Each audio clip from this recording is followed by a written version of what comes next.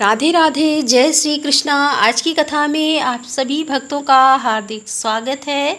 भगवान श्री कृष्ण श्रीमती राधा रानी की कृपा सदैव आप पर और आपके समस्त परिवार पर बनी रहे। दोस्तों, आज आप सुनने वाले हैं वैशाख मास की कथा का 22वां अध्याय, और इससे पहले के सभी अध्याय सुनने के लिए आप सभी भक्तों का बहुत बहुत आभार। और आज वैशाख मास की कथा सुनने से पहले आप सुनेंगे एक छोटी सी कहानी, और अगर आपको क्रोध बहुत अधिक आता है तो इस कहानी को सुनने के बाद आप क्रोध करना बिल्कुल त्याग देंगे। आप सुनेंगे विप्लाद की कथा। शास्त्रों में इस प्रकार का वर्णन आता है कि विप्लाद की कथा अगर हम शनिवार को सुनते हैं तो शनि जनित सभी पीड़ा से आपको मुक्ति मिल जाती है। तो आज की इस कथा से आपको दो फायदे मिलने वाले हैं। पहला तो आपको क्रोध से मुक्ति मिल जाएगी, और दूसरा आपको शनि जनित पीड़ा से मुक्ति मिल जाएगी। तो भगवान भोलेनाथ और भगवान शनिदेव का ध्यान करके आज की कथा का प्रारंभ करते हैं। महर्षि दधीची के पुत्र का नाम था विप्लाद, क्योंकि वह सिर्फ पीपल का ही फल खाया करते थे, इसीलिए उन्हें पिपलाद के नाम से पुकारा जाता था। अपने पिता की भांति पिपलाद भी बहुत तेजवान थे और तपस्वी थे। जब पिपलाद को यह पता चला कि देवताओं को अस्थिदान देने के कारण उनके पिता की मृत्यु हो गई तो उन्हें बहुत दुख हुआ। क्रोध के वशीभूत वह आग बबूला हो गए, और आग बबूला होकर उन्होंने देवताओं से बदला लेने का निश्चय किया। यही सोचकर कि देवताओं से बदला लेना है, इसके लिए क्या करूं? उन्होंने भगवान शंकर को प्रसन्न करने के लिए तपस्या प्रारंभ कर दी। बहुत वर्षों तक तपस्या करते रहे। अंततः उनकी तपस्या से भगवान शिव प्रसन्न हो गए, और विप्लाद से भगवान शिव ने कहा कि वत्स, वरदान मांगो। तब विप्लाद ने भगवान से प्रार्थना की कि हे आशुतोष, मुझे ऐसी शक्ति दो जिससे कि मैं देवताओं से अपने पिता की मृत्यु का बदला ले सकूं। तथास्तु कहकर भगवान शंकर अंतर्ध्यान हो गए। उनके अंतर्ध्यान होने के तुरंत बाद वहां एक काली कलूटी लाल आंखों वाली राक्षसी प्रकट हो गई। अब उसने विप्लाद से पूछा कि स्वामी, आज्ञा दीजिए, मुझे क्या करना है? विप्लाद तो क्रोधित थे ही। उन्होंने क्रोध में आकर राक्षसी को आदेश दिया कि सभी देवताओं को मार डालो। आदेश मिलते ही राक्षसी विप्लाद की तरफ झपटी। फिर तो विप्लाद अंधभिक्त होकर चीख पड़ा कि अरे, यह क्या कर रही हो? मैंने तो तुम्हें देवताओं को मारने का आदेश दिया था। तब राक्षसी ने कहा, स्वामी, अभी अभी आप ही ने तो मुझे आदेश दिया है कि सभी देवताओं को मार डालो। अब मुझे तो सृष्टि के हर कण में किसी न किसी देवता का वास नजर आता है। सच तो यह है कि आपके शरीर के हर अंग में भी कई देवता दिखाई दे रहे हैं मुझे, और इसीलिए मैंने सोचा कि क्यों ना शुरुआत पहले आपसे ही करूं। विप्लाद भयभीत हो उठे। उन्होंने फिर से भगवान शंकर की तपस्या प्रारंभ कर दी। भगवान फिर से प्रकट हो गए, और विप्लाद के भय को समझकर उन्होंने विप्लाद को समझाया कि वत्स, क्रोध में आकर लिया हुआ कोई भी निर्णय भविष्य में गलत ही साबित होता है।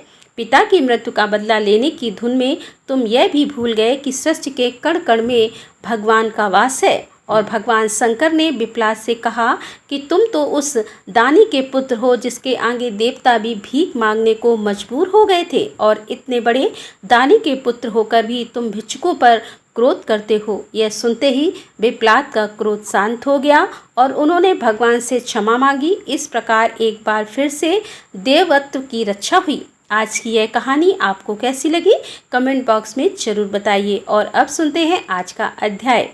मार्कंडेय जी कहते हैं कि हे राजन, व्यास तीर्थ के अतिरिक्त एक दूसरा परम पुण्यमय तीर्थ भी है जो सब पापों का नाश करने वाला है। वहाँ अश्वमेध यज्ञ से प्रकट हुई वारांगना नदी बहती है। वहाँ नर्मदा और वारांगना के संगम में स्नान करने से अश्वमेध यज्ञ करने का फल मिल जाता है। स्त्री हो या पुरुष, सभी वहाँ स्नान करने से रोग मुक्त हो जाते हैं।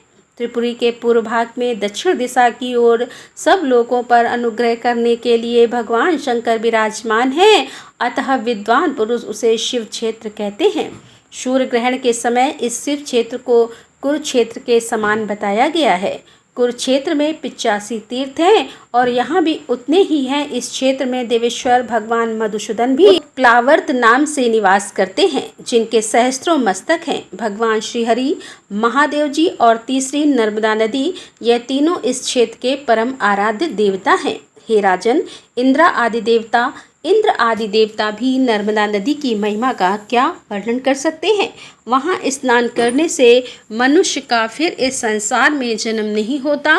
उक्त स्थान से देवादिदेव महादेव के पूजन से मनुष्य गणपतिपति को प्राप्त होता है। उस तीर्थ में प्रकट हुए शंख चक्र गदाधारी भगवान विष्णु की ब्रह्मा इंद्र आदि देवताओं द्वारा उपासना की जाती है। श्री विष्णु के क्षेत्र में मृत्यु को प्राप्त हुए कीट पतंग भी हरिधाम को चले जाते हैं। मनुष्य अपने वश में हो या परवश जो संगम तीर्थ में प्राण त्याग करता है वह 10,000 वर्षों तक विद्याधर लोक में राजा होता है। हे युधिष्ठिर, जो यहाँ तिल और जल से पितरों का तर्पण करता है और उन्हें पिंडदान करता है उसके पितर तृप्त होकर परम गति को प्राप्त होते हैं। एकादशी को निराहार रहकर गंध और पुष्पों से भगवान विष्णु का पूजन करें। रात में जागकर दीप जलावें। फिर द्वादशी को पंचगव्य लेकर हविष्यान्य से पारण करें। पारण के पूर्व ब्राह्मणों को भोजन कराकर दक्षिणा दें। जो मनुष्य पवित्र एवं एकाग्रचित होकर उस क्षेत्र में ओम नमो भगवते वासुदेवाय इस द्वादशाक्षर मंत्र का जप करता है वह फिर गर्भ में नहीं आता और न उसका कभी जन्म ही होता है और वह अपने अनेकों जन्मों के भयंकर पापों को उसी प्रकार तत्काल भस्म कर देता है जैसे कि आग रुई के ढेर और सूखे काठ को जला देती है। पूर्व काल में महादेव जी ने संपूर्ण लोकों पर अनुग्रह तथा समस्त देवताओं का हित करने के लिए पवित्र जल के भंवर से अवतार लिया था। उस स्थान में भगवान शिव के 28 स्वयं शंभु लिंग हैं। उनके नाम इस प्रकार हैं: स्थानेश्वर महादेव, शूलपाणी, सप्तेश्वर, कल्पेश्वर, हिरण्य, जातवेद, प्रजापत्य, सिद्धनाथ, शशांक, नायक, अनुकेश, स्कंद, आश्वनी, तेजस, ब्रह्मोशर, अग्निगर्भ, श्रीकंठ, उमापति, नीलकंठ, खटवांग, महाकाल, घटेश्वर, त्रिलोचन, त्र्यंबकम, देवादिदेव, महेश्वर, अनंग और कामदेव, यह तथा और भी बहुत से सिद्ध लिंगवा वहाँ हैं। हे महाभाग्य युधिष्ठिर, तदंतर नर्मदा के उत्तर तट पर परम उत्तम कपिला तीर्थ है जो सब पापों को हरने वाला है। पुरुष हो या स्त्रियां, यदि वे जितेंद्रिय होकर उस तीर्थ में स्नान करने के पश्चात देवताओं और पितरों का तर्पण करते हैं तो तीनों प्रकार के ऋणों से मुक्त हो जाते हैं। उस तीर्थ में ब्राह्मणों को भोजन कराकर मनुष्य परम गति को प्राप्त होता है। उसके बाद नर्मदा के उत्तर तट पर त्रिपुरी नामक विख्यात एक उत्तम तीर्थ है जो तीनों लोकों में प्रसिद्ध है। हे भारत, वहाँ 1.25 लाख तीर्थों का निवास है। उस तीर्थ में 108 स्वयं शंभु शिवलिंग विद्यमान है। यह वही स्थान है जहाँ त्रिशूलधारी देवादिदेव महादेव ने त्रिपुर को मार गिराया था। यहाँ देव महादेव नाम के कीर्तन से तथा नर्मदा जी के जल द्वारा उनका स्नान और पूजन करने से ब्रह्म हत्या समाप्त हो जाती है। गंध पुष्प धूप दीप तथा वैभव विस्तार से पूजन करने पर जो पुण्य होता है उसकी तो गणना सहस्त्रों वर्षों में भी नहीं की जा सकती। भगवान शिव के उद्देश्य से जब दान किया जाता है तब उस दान का पुण्य असंख्य हो जाता है। हे राजन, वे मनुष्य धन हैं जो त्रिपुरी में स्नान करके महादेव जी का दर्शन करते हैं। जो मानव त्रिपुरी में निवास करता है वह साक्षात कैलाश में निवास पाता है। जो इच्छा या अनिच्छा से भी त्रिपुरी में प्राण त्याग करता है वह विमान द्वारा महादेव जी के परम धाम में जाकर वहाँ के दिव्य विभव का उपयोग करता है। वहाँ देवेश्वर त्रिपुरारी शिव 33 कोटि प्रसिद्ध देवताओं के साथ निवास करते हैं। इसीलिए त्रिपुरी क्षेत्र को शिव क्षेत्र कहा गया है। इसकी लंबाई चौड़ाई 2 कोस की है। इसी बीच में जिनकी मृत्यु होती है वे शुभ गति को प्राप्त हो जाते हैं। यही सब सिद्धियों को देने वाले गोकर्ण महादेव, बटेश्वर, सिद्धिलिंग, सुरेश्वर, ईश्वर, कामनेश्वर, अश्वनी, कुमारेश्वर, अनंगेश्वर, वामदेव, कपोतेश्वर, सर्वेश्वर, सोमनाथ, ऋणमोचन, कपालमोचन, पापनाशन, इंद्रेश्वर, बहोश्वर, शिवनारायण, भव, विश्वदेव, सिद्धनाथ, अमरेश्वर, चांद्रलिंग, सिद्धेश्वर, विद्यारेश्वर, यज्ञेश्वर तुलना रहित, वासुवेश्वर, ईशान अग्नि, अग्निगर्भ, कुबेर, गायत्री लिंग, सावित्री लिंग तथा रोहिणी तीर्थ, विष्णु, मरीच, मैत्रेय, भीमांड पुत्र, श्रंग तपस्वी, सौनक तथा उग्र तपस्वी दुर्वासा आदि 5000 सिद्ध त्रिपुरी में निवास करते हैं। इस पुरी की स्तुति सहस्त्रों वर्षों में भी नहीं की जा सकती, जिसमें कपिल मुनि का अवतार हुआ था। वह काल संख्यक स्वयं शंभु मनवंतर प्राप्त होने पर अयोध्यापुरी में महायशस्वी मनु नामक एक चक्रवर्ती राजा हुए थे। उनका जन्म सूर्यवंश में हुआ था। उन्होंने भगवान शंकर और विष्णु की आराधना करके अयोध्यापुरी प्राप्त की थी। जैसे कुबेर की अलकापुरी विख्यात है तथा जिस प्रकार इंद्र की अमरावतीपुरी बड़ी मनोहर है, अयोध्या भी वैसे ही शोभा संपन्न थी। वहाँ रहकर महाराज मनु 7 द्वीप, 9 खंड तथा पर्वत वन और कानों सहित समस्त पृथ्वी का पालन करते थे। एक दिन पूर्णिमा को एक पहर व्यतीत होने के पश्चात राजा के कानों में आकाश में विचरने वाले विमानों की शुद्ध घंटिका का शब्द सुनाई पड़ा। उनमें संगीत और बात की भी ध्वनि हो रही थी। वह सब देखकर सुनकर राजा को बड़ा विस्मय हुआ। वे सोचने लगे कि यह विमान किसके हैं जो मेरे ही भवन के ऊपर खड़े हैं।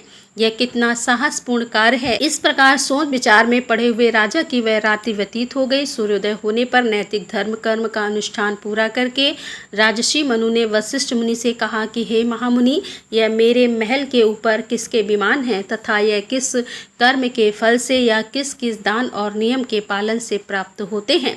क्षत्रिय वंश में उत्पन्न होकर जो पृथ्वी का शासन करता है, वह यज्ञों का अनुष्ठान करके माता और पिता के कुल को स्वर्ग लोक में पहुंचाता है। वास्तव में उसी राजा का जन्म लेना सार्थक है जिसके शासन में इस भूमंडल पर किसी प्रकार का पाप कर्म नहीं हो पाता। दूसरे लोग तो केवल माता पिता को कलेश देने के लिए ही उनके पुत्र रूप से जन्म ग्रहण करते हैं। राजा मनु के ऐसा कहने पर वशिष्ठ जी बोले कि हे महाभाग, पुराण और वेदों से बाहर जो कर्म किया जाता है उसकी साधु पुरुष प्रशंसा नहीं करते, क्योंकि उसके द्वारा धर्म की हानि होती है। नर्मदा के तट पर त्रिपुरी नाम से विख्यात एक तीर्थ है। वहाँ जिन लोगों ने यज्ञ, दान और होम आदि सत्कर्म किए हैं, उन्हीं के विमान महलों के ऊपर खड़े थे। हे महाराज, एकमात्र नर्मदा देवी ही ऐसी है जिन्होंने समस्त पापियों और दुराचारियों को स्वर्ग लोक में पहुँचाया है। संसार समुद्र में डूबे हुए पाप से दूषित चित्त वाले जीवों को भी स्वर्ग लोक में पहुँचाने के लिए यह नर्मदा नदी दिव्य विमान स्वरूप है। हे महाभाग्य, ब्रह्मा, विष्णु और महादेव जी को छोड़कर दूसरा कोई एक मुख वाला पुरुष नर्मदा नदी के पुण्य का वर्णन नहीं कर सकता। नर्मदा तट पर किए हुए तप, दान और सत्कर्मों के पुण्य की कोई भी गणना नहीं कर सकता। जम्बूद्वीप में जो तीर्थ और समुद्र हैं, उनमें से कोई भी नर्मदा नदी की समता नहीं कर सकता। पुण्य क्षेत्र में किया हुआ पाप वज्रलेप हो जाता है और यही बात धर्म के लिए भी है। वहाँ किया हुआ धर्म भी अक्षय होता है। यह जीवन चंचल है, क्षणभंगुर है, इसीलिए मनुष्य कभी पाप ना करे। राजा मनु ने नर्मदा के सुयस का वर्णन सुनकर अपने मंत्रियों, सदस्यों तथा सेवकों को आज्ञा दी कि तुम सब लोग राजकीय सामग्री लेकर शीघ्र ही नर्मदा की यात्रा करो, विलंब नहीं होना चाहिए। तदंतर राजा वेदवेता ब्राह्मणों के साथ देव, दानव, वंदित त्रिपुरी को गए हैं। वहाँ रानियों तथा समस्त परिवार के साथ नर्मदा जी के जल का दर्शन करके वे जन्म भर के पापों से मुक्त हो गए। उस तीर्थ में विधि पूर्वक स्नान करके देवताओं और पितरों का तर्पण करने के पश्चात राजा ने चंदन और पुष्प आदि से महादेव जी की पूजा की और नर्मदा के तट पर 10 योजन का विशाल यज्ञ मंडप निर्माण करवाया। उत्तम व्रत का पालन करने वाले, यज्ञ करने में कुशल, चारों विद्याओं के ज्ञाता तथा वेदज्ञ महर्षि एवं ब्राह्मण उस यज्ञ के लिए निमंत्रित किए गए। जैसे पुष्कर तीर्थ ब्रह्मा, विष्णु और शिव तीनों देवताओं का स्वरूप है, उसी प्रकार यह त्रिपुरी तीर्थ भी है। महाराजा ने परम उत्तम अश्वमेध यज्ञ प्रारंभ किया। उस यज्ञ में संपूर्ण देवताओं का आवाहन किया गया। देवराज इंद्र भी पधारे थे। मनु ने अर्घपाग, मधुपर्क और विष्ठर आदि देकर सबको संतुष्ट किया। वेदोक्त विधि के अनुसार यज्ञ का कार्य पूर्ण हुआ। ब्राह्मणों को वैभव के अनुसार दक्षिणा देकर प्रसन्न किया गया। देवता, पितर और मनुष्य सभी तृप्त होकर परम गति को प्राप्त हो गए। ब्रह्मा, विष्णु और शिव राजा को वरदान देकर अपने अपने लोक में गए। इस तीर्थ में किया हुआ का तप और दान सब कुछ अक्षय होता है। इस प्रकार महातेजस्वी महाराज मनु का यज्ञ जब पूरा हो गया तब उन्होंने हाथ जोड़कर नर्मदा से कहा कि हे देवी, केवल सहस्त्रों चांद्रायण और सैकड़ों सोमयाग का जो फल होता है वह तुम्हारे जल का पान करने मात्र से होने वाले पुण्य की समता नहीं कर सकता। तुमने समस्त जगत को तथा संपूर्ण चराचर जीवों को व्याप्त कर रखा है। जैसे आग रुई के ढेर को जला देती है, उसी प्रकार तुम्हारा जल स्नान, अवगाहन, पान, स्मरण और कीर्तन करने से मनुष्य के अनेकों जन्मों की पाप राशि को भस्म कर देता है। हे देवी, तुम पितरों के हित कामना से स्वर्ग की सीढ़ी बनकर आई हो। 4 प्रकार के जीवों को स्वर्ग लोक में पहुँचाओ। हे नर्मदे लोक में जो कोई भी नदियाँ और नाना प्रकार के तीर्थ हैं, उन सब की जननी तुम ही हो। तुम पितरों का उद्धार करने वाली पराशक्ति हो। जैसे सूर्य और चंद्रमा का प्रभाव सब जीवों पर समान रूप से पड़ता है, जैसे बादल अन्न के पौधे और घासों पर समान रूप से जल की वर्षा करते हैं, उसी प्रकार तुम संपूर्ण विश्व पर समान रूप से स्नेह रखने वाली गौरवमयी माता हो। हे सुबह ब्रह्मा और बृहस्पति जी सहस्त्रों वर्षों तक लगे रहने पर भी तुम्हारे गुणों का पूर्णता वर्णन करने में समर्थ नहीं है। अमित तेजस्वी मनु के द्वारा किए हुए इस स्तवन को सुनकर परम सौभाग्यशालिनी नर्मदा देवी बोली कि हे महाभाग, मैं तुम पर बहुत प्रसन्न हूँ, तुम कोई मनोवांछित वर मांगो। तब महादेवी नर्मदा को नमस्कार करके राजा ने कहा कि हे देवी, तुम संपूर्ण जगत को पवित्र करो और अयोध्या प्रदेश में अनेकों नदियों प्रकट हो जाएं। देवलोक में गंगा आदि अनेकों सरिताएं बढ़ती हैं। ऐसा सुना जाता है कि वे सब इस भूलोक में भी जिस प्रकार उत्तर आवे वैसा उपाय करो। तब नर्मदा बोली कि हे नृपश्रेष्ठ, त्रेता के प्रथम भाग में तुम्हारे कुल में भागीरथ नाम से विख्यात एक राजा होंगे। वे इस श्लोक में गंगा जी को लेकर आएंगे। त्रेता के द्वितीय भाग में इस भारतवर्ष के भीतर कालिंदी, सरस्वती, सरयू तथा महाभागा, गंडकी आदि नदियां भी प्रकट हो जाएंगी। तुम्हारे वंश में उत्पन्न भागीरथ के ही नाम पर सरिताओं में श्रेष्ठ गंगा जी भागीरथी कहलाएगी। भागीरथी के ही समान उनका दूसरा नाम जानवी भी होगा। उक्त सभी नदियां कन्या द्वीप में प्रसिद्ध को प्राप्त होंगी। राधे राधे, जय श्री कृष्णा। आज की कथा का यहीं पर समापन करती हूँ। उम्मीद करती हूँ यह कथा आपको पसंद आई होगी। तो दोस्तों, मिलते हैं अगले अध्याय के साथ। तब तक के लिए राधे राधे, जय श्री कृष्णा, हर हर महादेव।